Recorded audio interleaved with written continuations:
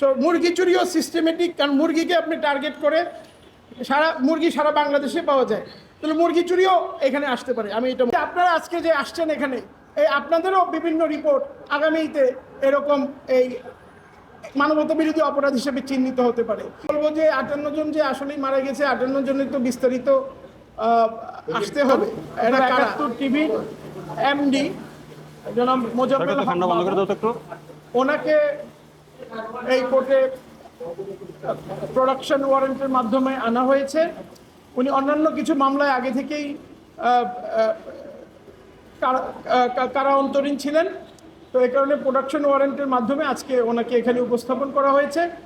এই প্রসিকিউশন একটি অ্যাপ্লিকেশন দিয়েছে ওনাকে শোন অ্যারেস্ট দেখানোর জন্য, সেটা হচ্ছে যে শাপলা চত্বর মামলা, সেই মামলার বিষয়ে।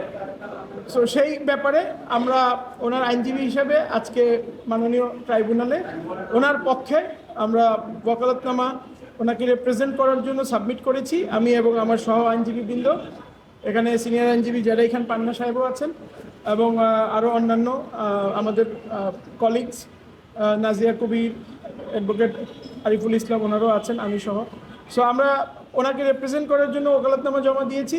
তো ওনার বিরুদ্ধে যেই অভিযোগ সেটা হচ্ছে যে 2013 সালে যেই শাপলা চত্বরে যেই ঘটনা ঘটেছিল, সেই ঘটনায় ওনাকে জিজ্ঞাসাবাদ করবেন, ওনাকে সম্পৃক্ত করা যায় কিনা সেই ব্যাপারে একটা তদন্ত রিপোর্ট আগামী 7ই জুন 2026 তারিখে মাননীয় আদালত আবার ডেট ধার্য করেছেন, সেদিন এই প্রতিবেদন দাখিলের জন্য আছে।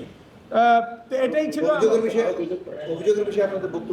অভিযোগের বিষয়ে আমাদের সুস্পষ্ট বক্তব্য হচ্ছে যে জনাব মোজাম্মেল হক বাবু, উনি গণমাধ্যম কর্মী এবং উনি 71 টিভির এমডি ছিলেন। তো সেখানে ওই যেই প্রোগ্রামটি হয়েছে সেই প্রোগ্রামটি কিন্তু ঘটনার পরে হয়েছে, যেই প্রোগ্রামটি নিয়ে ওনাকে আসলে অভিযোগটা আনা হয়েছে কেন্দ্র করে, এবং এই প্রোগ্রামের সাথে কিন্তু এমডি হিসেবে ওনার আসলে কোনো সম্পৃক্ততা ছিল না।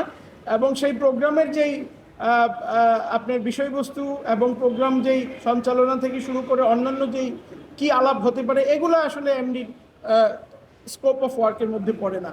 এক, দুই হচ্ছে একজন সাংবাদিক অথবা গণমাধ্যম প্রতিষ্ঠানের সাথে জড়িত লোক, এদের মূল দায়িত্ব হচ্ছে যে একটা দেশে অথবা পৃথিবীতে কি ঘটে এই খবরটা জনগণের কাছে পৌঁছে দেয়া, যাতে জনগণ ইনফরমেশন পায়, বিকজ এটা রাইট টু ইনফরমেশন।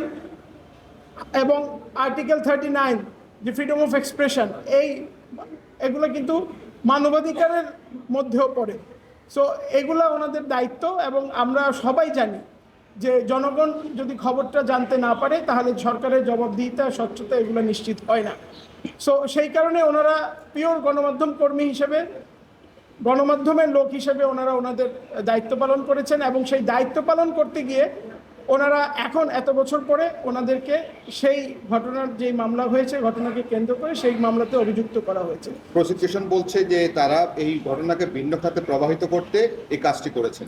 জি, প্রসিকিউশন এটা অনেক দিন থেকে, শুধু এই মামলায় না অন্য মামলায় বলে আসছে। এমনকি আপনারা দেখেছেন যে আপনার জঙ্গিদের ঘেরাও করে তাদেরকে সেখানে মারা হয়েছে জঙ্গি বলে চিহ্নিত করে, কিন্তু সেটার জন্য এখন মামলা হয়েছে। সো এইটা নিয়ে আমাদের বক্তব্য হচ্ছে এই যে আমরা সব বিষয় যদি আইসিটি ট্রাইব্যুনালে নিয়ে আসি, তাহলে আমরা একটা সময়ে এই ট্রাইব্যুনালের যেই অ্যাকসেপ্টেন্স টু পিপল, এটার যে গ্রহণযোগ্যতা এবং যে স্যাংটিটি, এটাকে আসলে আমরা আস্তে আস্তে প্রশ্নবিদ্ধ করে ফেলবো। সব বিষয় এখানে আসে না। একটা গণমাধ্যম কর্মী, গণমাধ্যমে তার যে কাজ সেটা উনি করেছেন, এইটা করার জন্য যদি মানবতা বিরোধী অপরাধ হয়, তাহলে এই যে আপনারা আজকে যে আসছেন এখানে, এই আপনাদেরও বিভিন্ন রিপোর্ট আগামীতে এরকম এই মানবতা বিরোধী অপরাধ হিসেবে চিহ্নিত হতে পারে। তো এ কারণে আমার মনে শেষ করে হচ্ছে যে মূলত গণমাধ্যমের সত্য আড়াল করে মিথ্যা খবর প্রচার করা হয়েছে এই ঘটনার বৈধতা দেওয়ার জন্য। হতাহত হয়নি, এখন খবর প্রচার হয়েছে সেখানে, অথচ এখন 58 জন হত্যার রিপোর্ট তারা দিচ্ছেন। 58 জনকে তো আসলে আমরা কখনো দেখি নেই। 58 জনকে চিহ্নিত করা হয়েছে কিনা, ওদেরকে কবরস্থ কোথায় করা হচ্ছে, ওদের পারিবারিক যেই কি বলে বিস্তারিত যেই বিবরণ সেগুলো এসেছে কিনা এগুলো দেখতে হবে, এগুলো আমরা এতদিন পাইনি।